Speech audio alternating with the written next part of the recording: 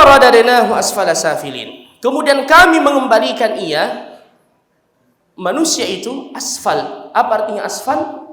Di bawah.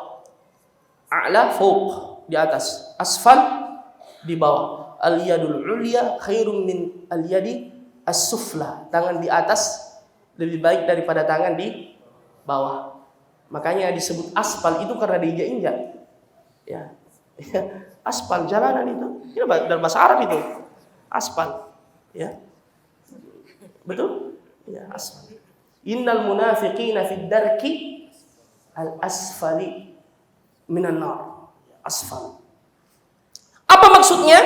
Sebagian ulama ada yang mengatakan manusia secara umum. Karena bagaimanapun dia gantengnya, bagaimanapun dia gagahnya, bagaimanapun dia kuatnya, tapi pasti dia akan kembali ke kondisi yang buruk.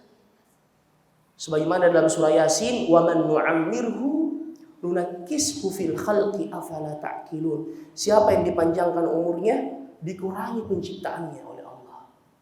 Ya, tubuhnya mulai melemah. Wa ja'akumun nadhir, datang peringatan dari Allah.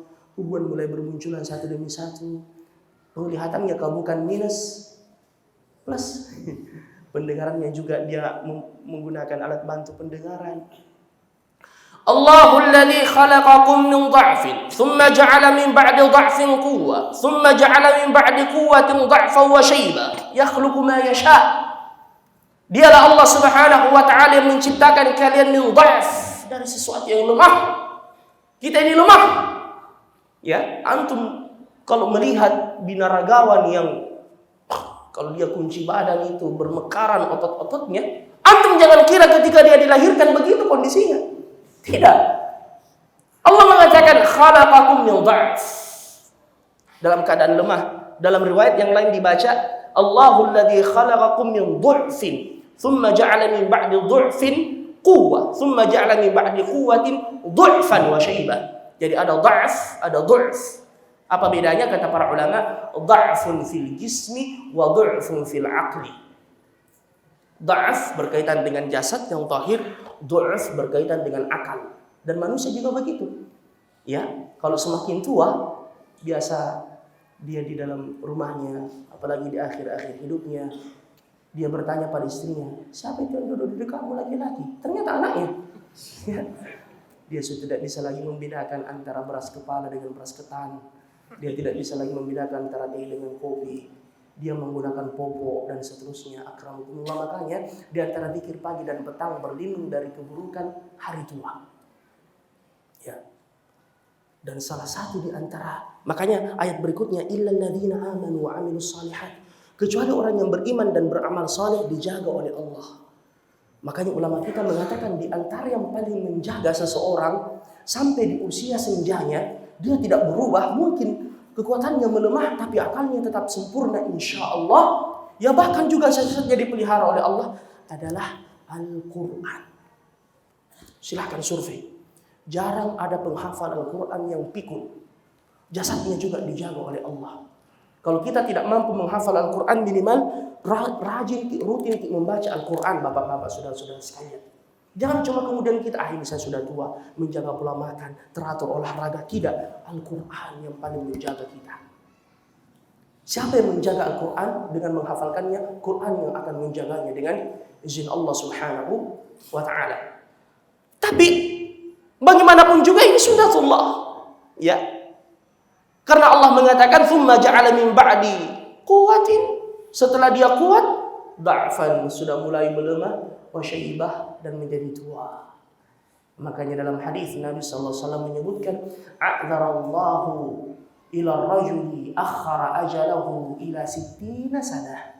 Tidak ada lagi alasan bagi orang yang dipanjangkan umurnya sampai 60 tahun di sisi Allah Subhanahu wa taala. Ya. Dan semoga Allah Subhanahu wa taala memberikan kepada kita husnul khatimah. Penafsiran yang lain dari ayat ini, ayyuhal ikhwah illal ladzina amanu wa 'amilus salihati falahum ajrun ghairu mamnun.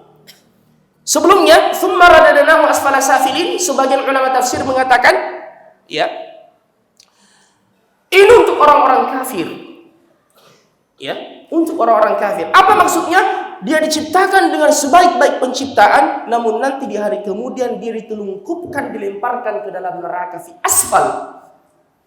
Ya, makanya penghuni neraka kalau dilemparkan ke dalam neraka, na'udzubillah, ya, idzil aghlalu fi a'naqihim was-salasil yushabun. Itu tangan-tangan mereka diborgol di tengkuk-tengkuk mereka. Dalam surah Ar-Rahman Allah mengatakan bin nawasi wal aqdam. Yu'khadhu bin nawasi wal aqdam. Jadi orang kafir sebelum dilemparkan ke dalam neraka, yu'khadhu, diambil an-nawasi, ubun-ubunnya, wal aqdam, kemudian kakinya dari arah belakang diikat, kemudian na'udzubillah min dzalik, kemudian diborgol kedua tangannya, kemudian dilemparkan ala wujuhihim, mukanya dulu yang sampai, yauma tuqallabu wujuhihim, ya, yauma tuqallabu finnari ala wujuhihim, hari ketika wajah mereka itu ditelungkupkan, dilemparkan ke dalam neraka. Makanya pernah Nabi masuk ke dalam masjid, beliau masuk ke dalam masjid, ada yang berbaring sambil telungkup, perutnya di bawah. Nabi kemudian membangunkannya dan mengatakan, bangun, hadihi daj'atu ahli nar, bangun, jangan baring seperti ini cara baringnya penghuni neraka. Makanya anakku para santri biasa saya lihat kalau kalian capek menghafal ketiduran jangan telungkup, ya, ini dilarang. Daj'atul la yuhibbuhallah, cara berbaring yang tidak disukai oleh Allah Subhanahu wa taala. Masih ada penjelasan karena waktu yang telah membatasi kita lanjutkan pada pertemuan berikutnya insyaallah. Di azan dulu. Tafadhal.